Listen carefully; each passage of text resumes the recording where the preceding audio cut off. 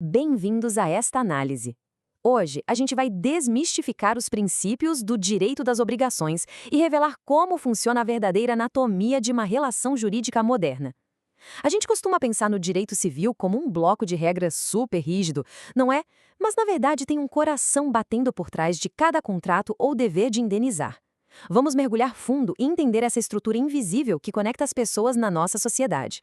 O nosso roteiro de hoje vai passar de forma bem objetiva por 5 pontos centrais. Vamos ver a obrigação como processo, o dever de cooperação, o exato adimplemento, a patrimonialidade das obrigações e fechar com os princípios de fontes específicas. Vamos lá?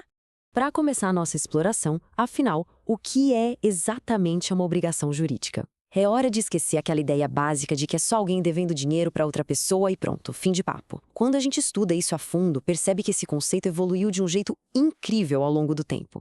Antigamente, a visão era super dura. Era quase uma batalha estática, unilateral, onde o credor basicamente dominava o devedor. Mas o jogo virou completamente. A visão moderna enxerga isso como um processo dinâmico, bilateral e, acima de tudo, cooperativo. As duas partes têm interesses que se entrelaçam até o fim do caminho. Isso nos leva à primeira grande categoria do nosso estudo, a obrigação como processo. Essa é a base de toda essa visão mais dinâmica.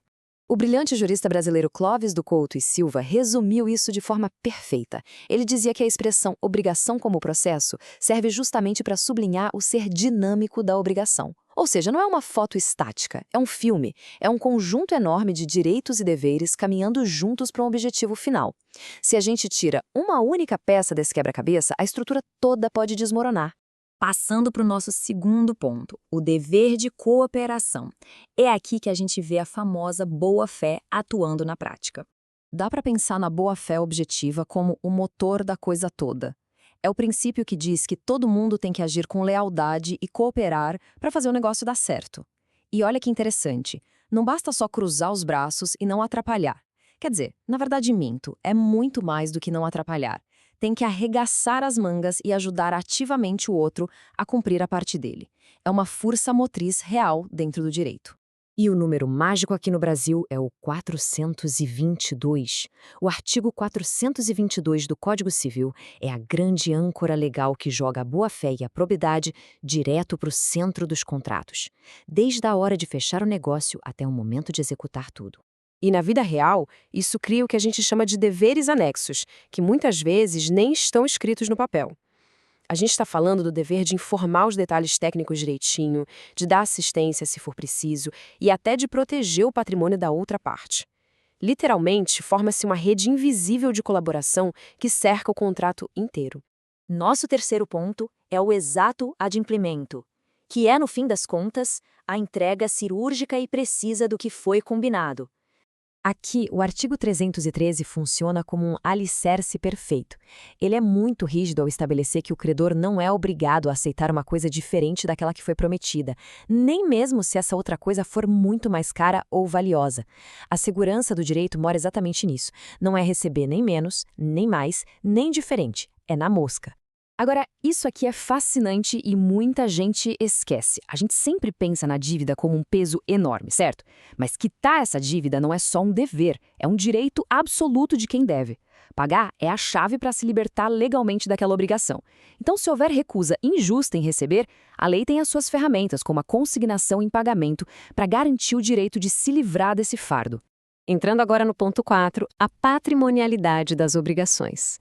Isso aborda exatamente o que acontece quando toda essa cooperação falha e a realidade financeira bate na porta. O direito alemão trouxe uma sacada histórica genial que a gente usa até hoje com Karl Larens. Eles separaram o dever original de pagar, que chamam de Schuld, da responsabilidade patrimonial, o Haftung. Pensa na responsabilidade patrimonial como uma sombra. É uma sombra que passa a perseguir os bens da pessoa no instante em que ela não cumpre aquele dever original. Basicamente, os dias de prender alguém por uma dívida comum ou de aplicar castigos físicos ficaram lá no passado. O foco hoje é totalmente financeiro, nas perdas e danos. O patrimônio do devedor, e somente ele, atua como a garantia final em caso de quebra do acordo. E chegamos ao nosso quinto e último bloco, os princípios de fontes específicas. É muito legal ver como as regras gerais vão se moldando dependendo da situação. Dividindo dessa forma, dá para ver perfeitamente que o jeito como a obrigação nasce muda a tonalidade das regras do jogo. Temos três grandes fontes aqui: contratos, atos ilícitos e o enriquecimento sem causa. E reparem que cada uma puxa um princípio bem específico para conseguir resolver o problema.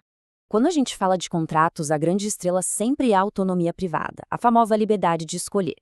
Só que hoje em dia, essa liberdade encontra um limite importantíssimo chamado função social. O sistema jurídico só vai validar e proteger esses acordos se eles forem úteis, justos e mantiverem a circulação de riqueza saudável para a sociedade. Mas, se a origem for um ato ilícito, tipo um acidente de trânsito, o cenário muda de figura. Olhando para o artigo 944, o foco vai drasticamente para o princípio da exata indenização. O tamanho do dano é o tamanho da reparação. O objetivo não é deixar ninguém mais rico, é simplesmente consertar o estrago e devolver o patrimônio da vítima para o exato estado em que estava antes do prejuízo. Por fim, tem a questão do enriquecimento sem causa. Sabe quando um dinheiro cai na conta errada, sem nenhum contrato ou crime envolvido? Nesses casos, a lei atua de forma subsidiária, usando o princípio da manutenção do patrimônio. Funciona igualzinho a uma balança de precisão, só devolvendo os valores para o lugar de origem para manter tudo equilibrado. O que fica super claro depois de destrinchar toda essa anatomia moderna é que as obrigações focam muito mais em criar harmonia e utilidade na economia do que simplesmente em punir falhas. E aí fica a grande reflexão para a gente encerrar. O direito seria só um manual de instruções rígido para resolver promessas quebradas? Ou ele é, na sua essência, um ecossistema sofisticado e profundamente cooperativo, desenhado para garantir a equidade na nossa vida em sociedade?